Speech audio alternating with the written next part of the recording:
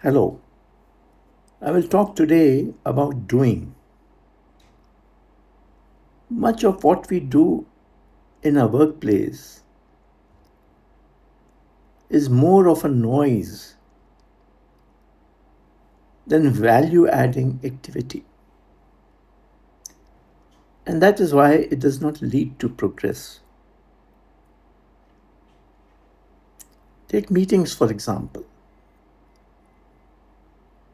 Everyone has them: morning meeting, afternoon meeting, evening meetings, review meetings, project meetings.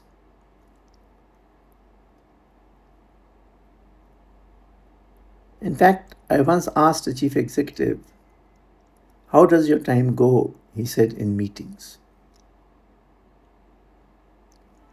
But do these meetings produce something valuable?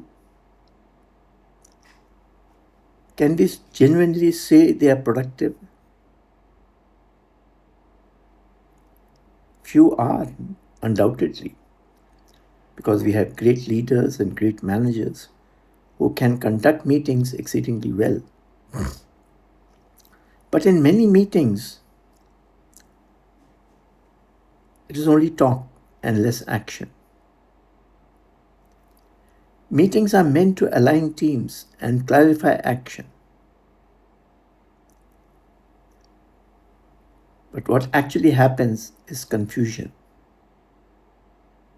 Time gets wasted. It is like an abyss. You can keep talking and talking and talking. The meetings can get prolonged. It is one of the biggest time wasters.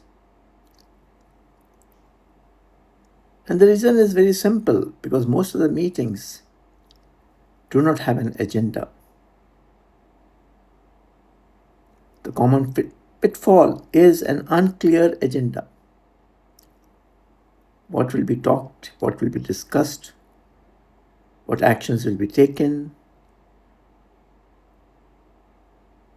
There are no defined outcomes. There is lack of accountability. Okay, so what is the solution? What is the antidote? The antidote is purpose driven meetings. Maybe short but frequent, with a clear objective and a time limit. And in the end, there should be an action plan. And the next meeting, the performance of the action plan set in the previous meeting should be reviewed.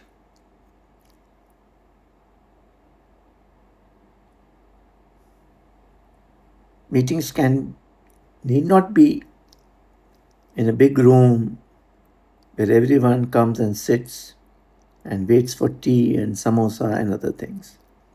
Meetings can be short, meetings can be standing, meetings can be in shop floor, meetings can be of 7 minutes, 9 minutes, 11 minutes, an odd number so that the essence of time gets emphasized.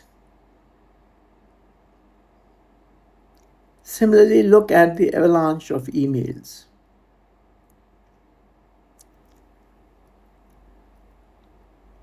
It kills us with information. CC marked to everyone. It's a source of distraction. We don't know whether we have to act on it or not act on it. So send mails only to those who will act on it. CCs have no relevance.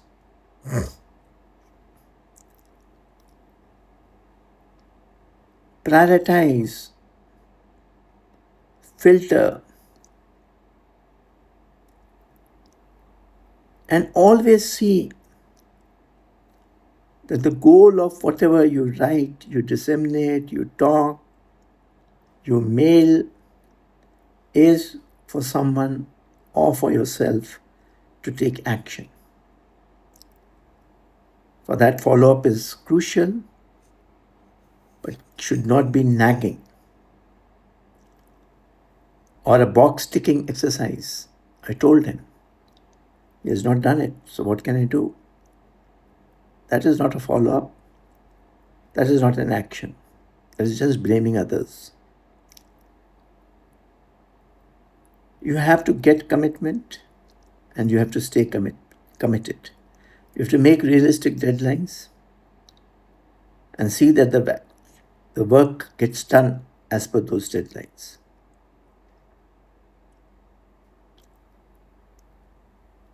Another phenomenon I find, people at work seem to be busy. But there's a difference between actual work and seem to be busy or a busy work. Actual work means you're adding value. You're moving your organization towards the goals. You're moving yourself as an individual towards your personal goal, towards your professional goal.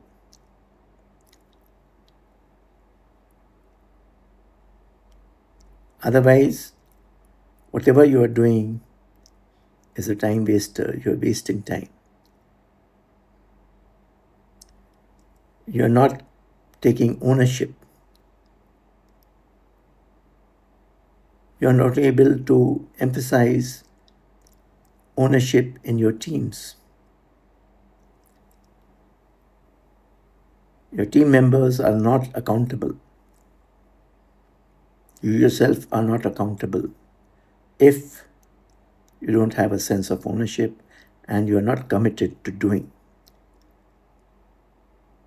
And when you are taking action and there is success, celebrate that. Announce that. Have a dashboard of your victories.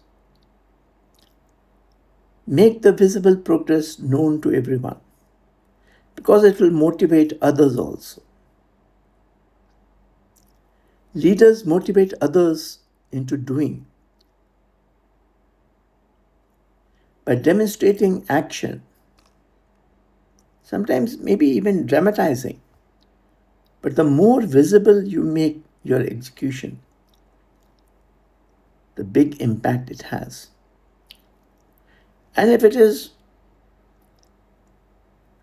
a really powerful action, a difficult one, like stopping the production line, if there is a problem in the machine or quality products are not coming out, sends a very powerful message that here the CEO believes in quality first, which is demonstrated. And if there is a loss of production, it is acceptable, but the CEO emphasizes that once the correction is done, the loss will be made up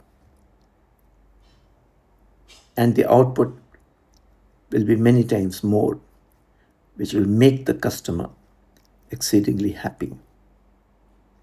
So demonstrate that. Come on time. Take actions. Don't do shortcuts. Follow time limits. And when you do that, when you do what you are saying,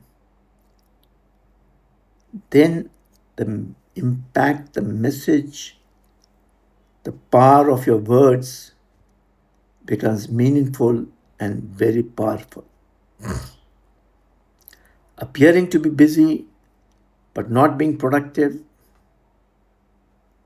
on your face people may not say, but outside they will whisper, there's a weak leader who talks only, does not do what he says. He's a good orator, but what will you do with that powerful speech? What is important is, yes, your speech is good, fine, but the words must be aligned with deeds, as they say, walk the talk.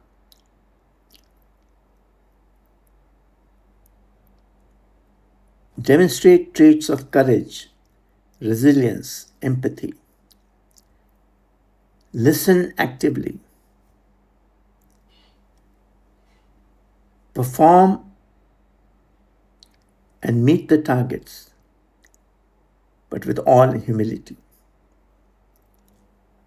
What you say, you do.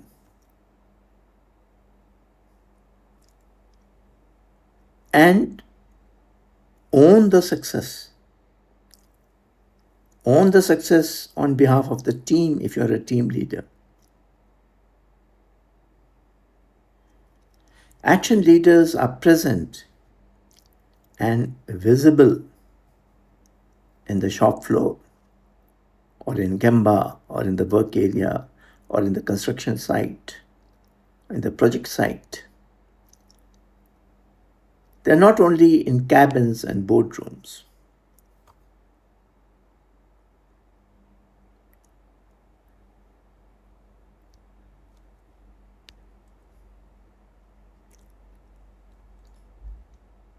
So, all the great leaders,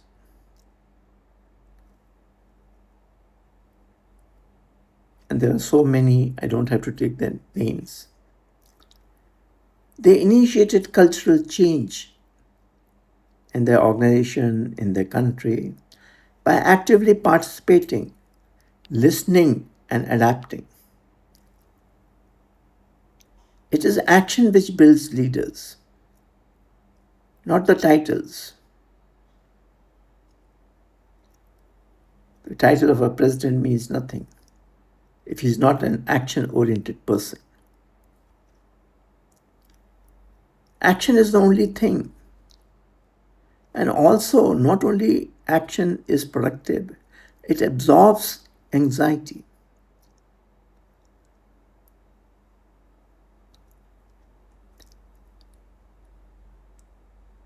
So, do such an exercise, identify one area of action and lead by example,